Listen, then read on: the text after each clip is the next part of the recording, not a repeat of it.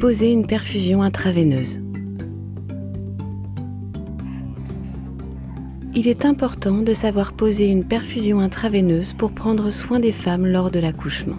La perfusion intraveineuse est ce qu'il y a de plus rapide pour passer des liquides ou des médicaments vitaux.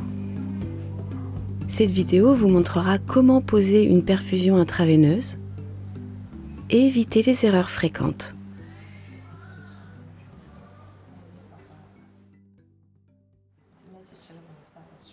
Expliquez à la mère pourquoi vous devez faire une perfusion et comment vous procéderez.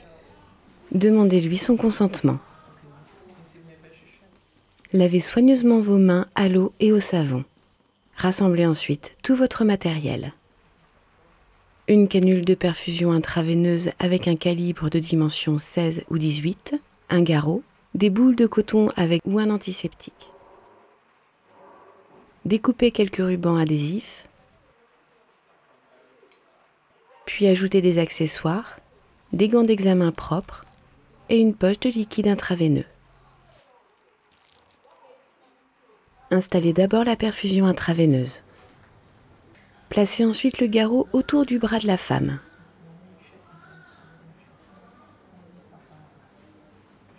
Choisissez la meilleure veine, puis mettez vos gants. Nettoyez ensuite la peau ou un antiseptique, du centre vers l'extrémité. Refaites-le 3 fois.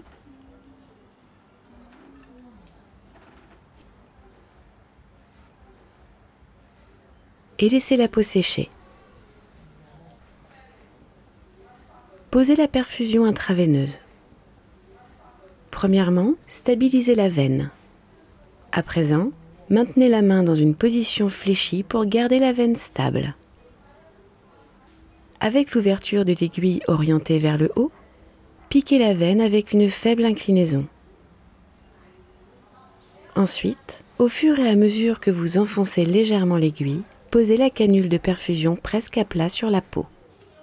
Un léger retour de sang indique que vous êtes dans la veine.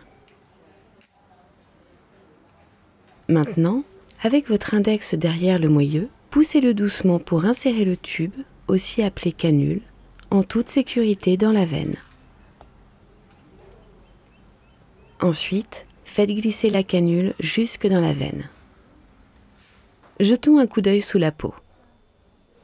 Regardez le premier retour de sang au moment où l'aiguille perce la veine. Dans le même temps, abaissez la perfusion afin qu'elle soit presque à plat sur la peau. Avancez légèrement l'ensemble du dispositif tout en maintenant la traction. Poussez le moyeu vers l'avant avec votre index pour déplacer la canule sur l'aiguille. Le sang remonte dans la canule, c'est le deuxième retour de sang. Maintenant, faites glisser la canule jusqu'à la veine.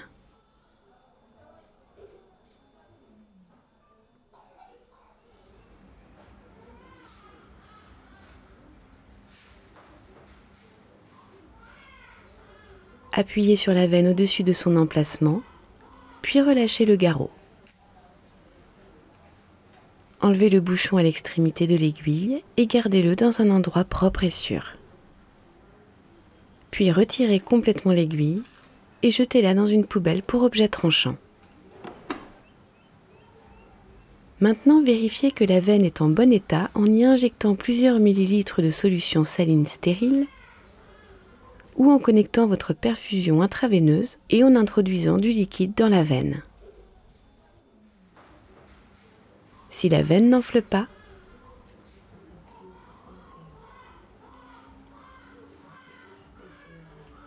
fixez la canule d'une manière sûre à l'endroit même.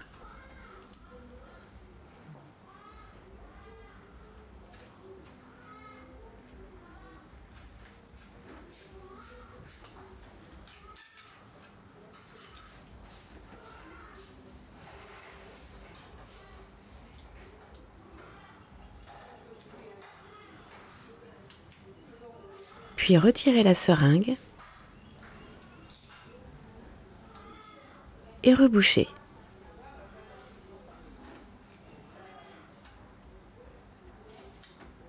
Voici quelques erreurs courantes à éviter. Ne pas arriver à maintenir la peau tendue durant la perfusion intraveineuse. Vous remarquerez que l'infirmière a relâché son pouce gauche après avoir introduit l'aiguille et qu'elle a aussi trop fait sortir l'aiguille de sorte qu'elle ne peut pas faire glisser la canule jusqu'à la veine.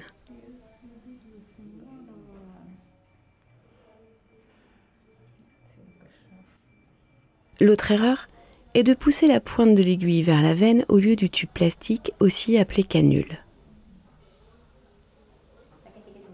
Ici, l'infirmière pique la veine, mais on observe qu'elle ne remue jamais la canule autour de la pointe de l'aiguille. La pointe de l'aiguille peut facilement endommager la veine. Regardez. Lorsque le liquide de perfusion intraveineuse commence à couler, nous observons une enflure autour de la veine. La veine a été endommagée et le liquide se dirige maintenant dans le tissu à côté de la veine.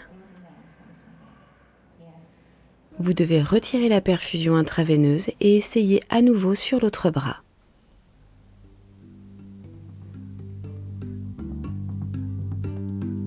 Souvenez-vous. Stabilisez la veine pendant que vous insérez la perfusion intraveineuse. Piquez la veine avec une faible inclinaison.